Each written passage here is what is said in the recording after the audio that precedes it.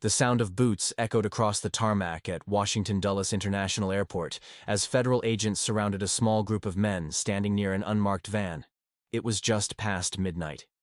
Cold air swept through the open runway, carrying the faint hum of jet engines. One agent whispered into his radio, "Target secured."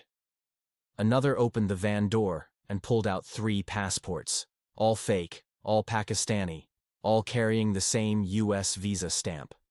The men didn't resist. They knew it was over.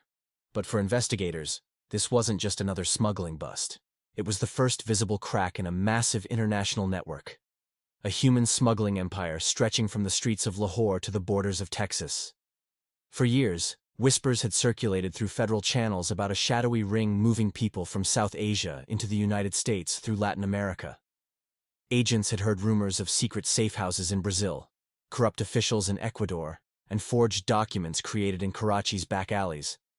But no one could prove how vast the network was, or how close it had come to compromising U.S. border security. It all began quietly in 2017. An Immigration and Customs Enforcement, ICE informant based in Houston, tipped off agents about a Pakistani handler known only as Rizwan. He wasn't smuggling drugs or weapons, he was moving people. For the right price, anywhere from $20,000 to $60,000 per person. Rizwan could get undocumented migrants from Pakistan to the U.S. border, using a route that snaked through the Middle East, Africa, and South America. His clients were desperate, men fleeing poverty, political persecution, or simply chasing the American dream. One of them, a 28-year-old from Gujranwala, told investigators later, "He said it would be easy, fly to Dubai, then Brazil. From there, we walk. He promised I'd reach America in 3 weeks. Instead, the journey took months. Smugglers passed him between handlers, first in São Paulo, then through Colombia's jungle trails, and finally to Mexico. Along the way, migrants were extorted, beaten, and sometimes left behind. By the time they reached the U.S. border, many were too weak to walk. But Rizwan wasn't working alone. According to declassified documents from the U.S. Department of Justice, his group was part of a larger syndicate run by a Karachi-based businessman named Abdul Qayyum. On paper, Qayyum was a travel consultant. In reality, he was the architect of a global smuggling web.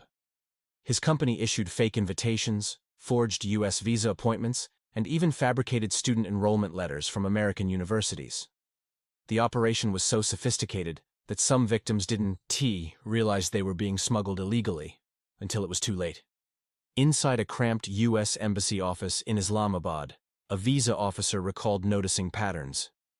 The documents looked clean, but the signatures were identical, even though the schools were different. That's what triggered suspicion. Consular security flagged several applications linked to the same email domain, traced back to Qayyum A.S. company. The trail had begun to show itself. Meanwhile, across the border in Texas, Homeland Security Investigations, HSI agents, started noticing something unusual. Groups of non-Latino migrants were crossing near Laredo and Eagle Pass, routes usually dominated by Central Americans.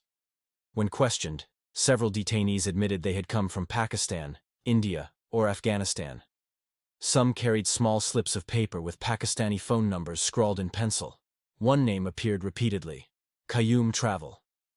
In an underground command room in Washington, a team of analysts began connecting the dots. Financial transfers from Pakistani banks showed deposits to accounts in Quito, Lima, and Panama City, all made within minutes of each other. Using encrypted apps, smugglers coordinated flights, payments, and fake identities. The U.S. agents realized they were dealing with an organized criminal network operating across 4 continents. In 2020, the FBI, ICE, and Pakistani Federal Investigation Agency, FIA, launched Operation Silk Route. Undercover officers posed as clients, paying thousands of dollars to infiltrate the smuggling channels. It was dangerous work. One American agent, posing as a broker, met with a contact in Dubai. They were cautious, he later told reporters. Phones in sealed bags, cars without license plates. It was like dealing with a ghost. What investigators discovered shocked even seasoned intelligence officers. The smugglers weren't just moving people. They were providing counterfeit documents that could pass basic border inspections. Each passport was embedded with authentic-looking visa holograms purchased from corrupt officials in the region. Qayyum's associates also paid bribes at airports to ensure migrants boarded flights without detection. By early 2021, U.S. and Pakistani authorities had identified more than 400 migrants successfully smuggled into America through Qayyum's routes. Many had already disappeared into cities like New York, Houston, and Chicago. Some worked in restaurants or gas stations. Others were untraceable. The U.S. government grew alarmed. Intelligence briefings suggested that the same smuggling pipeline could be exploited by extremists. There was no direct evidence yet, but the risk was clear. A classified memo described the possibility as a matter of national security.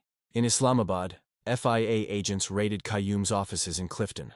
They found stacks of forged passports, thumb drives containing scanned visa templates, and a ledger listing payments from clients, written in both Urdu and English.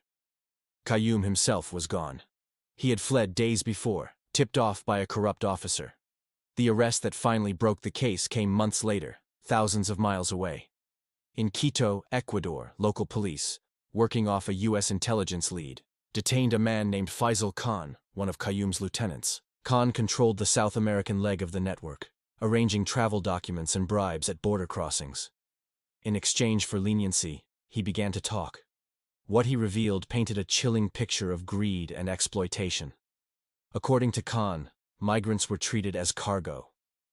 He described safe houses packed with 50 or more people sleeping on concrete floors, eating one meal a day.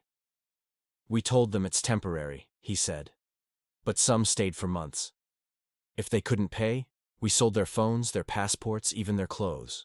His testimony led investigators to the final link: a shadow account in the Cayman Islands used to launder profits. The money trail exposed a network of shell companies tied to real estate in Karachi, London, and Dubai. U.S. prosecutors described it as one of the most complex human smuggling financial structures ever uncovered. When Qayyum was finally captured in Karachi in late 2022, he didn't resist. Surrounded by FIA and Interpol officers, he looked almost relieved. Inside his home, agents found luxury watches, safes filled with dollars, and dozens of passports bearing his clients' photos. In court, he remained silent. But his eyes betrayed something. Pride, perhaps, or defiance. The trial revealed just how deep the rot went. Several government clerks and airline employees were found complicit. Even a mid-level official from Pakistan's passport authority was accused of selling biometric data. The operation had thrived not just because of clever smugglers, but because of systemic corruption. In a somber statement, a U.S. Homeland Security official said, "This wasn't about migration alone. It was about national integrity. These networks erode the rule of law and endanger everyone." Back in Washington, the case was classified as a major counter-smuggling success. But for many of the migrants caught in the web, the consequences were devastating. Some were deported, others detained indefinitely. A few vanished. Their names lost somewhere between Karachi and the Rio Grande. One U.S. agent, reflecting on the case months later, said quietly, "You start to see the human side. These people sold everything, trusted strangers, risked their lives. And the men running it, they didn't care. To them, it was just business." The Pakistani government promised reforms, announcing tighter visa controls and data sharing with the U.S. But insiders doubted much would change. Smuggling, after all, wasn't new, only the methods evolved. Late one evening in Karachi, as the monsoon rain battered the city, a junior FIA officer walked past the shuttered building of Qayyum Travel.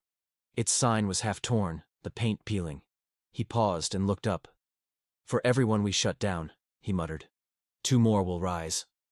In a world where desperation meets opportunity, borders become illusions, and human lives turn into currency, the empire was exposed, but not destroyed.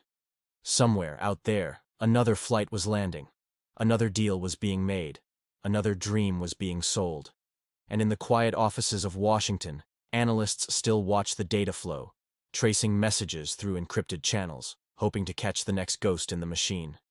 Because in the shadows of global migration, one truth remains: every journey has a price, and someone is always collecting.